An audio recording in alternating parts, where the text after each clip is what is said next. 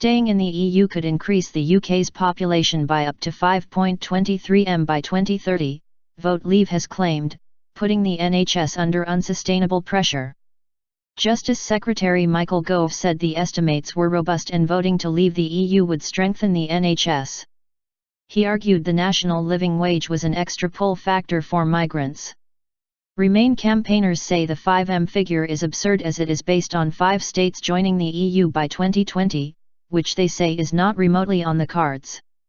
Prime Minister David Cameron has said it will be decades before Turkey joins the EU and there is no firm date for the accession of Albania, Montenegro, Serbia, and Macedonia. A document from Vote Leave says the EU's commitment to the free movement of people and the UK's new national living wage mean net migration from the EU to the UK will be between 170,000 and 430,000 a year, adding between 2.58 m and 5.23 m people to the UK population by 2030. The group calculates the NHS could have to contend with a new group of patients the size of 4 Birminghams, and A&E demand could increase by up to 57%. Voting to leave could mean millions of pounds saved and ending EU contributions could be given to strengthen the NHS instead, Mr. Gove said. Migration underestimated. Boris Johnson and I will use all our influence with government to give the NHS additional support when we wake up on June 24.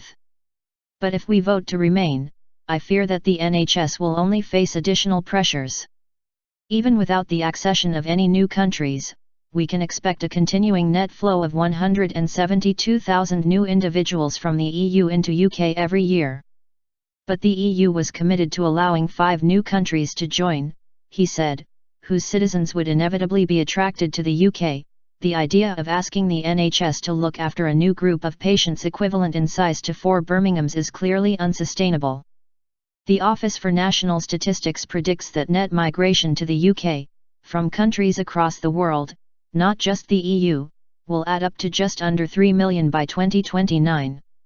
Vote Leave says the ONS has consistently underestimated the true level of migration in the past and there are strong reasons to doubt this forecast. Thin air. Mr. Gove stood by the Vote Leave figures, describing them as robust and methodologically fair and denied abandoning the economic argument, which Vote Leave had been focused on at the start of the campaign, to concentrate on immigration. But the Remain campaign said it was absurd to base figures on 5 new EU states by 2020 and the UK could veto any new country joining, and apply restrictions on free movement for new EU states. Foreign Secretary Philip Hammond, who is campaigning the UK to remain in the EU, said, "I think these figures are very often just plucked from thin air and they're not designed to inform, they're designed to confuse." And former Labour leader Lord Kinnock said, "Wrecking the economy by leaving Europe would make our NHS weaker, and patients would pay the price." These figures are nonsense because accession of these countries is not remotely on the cards.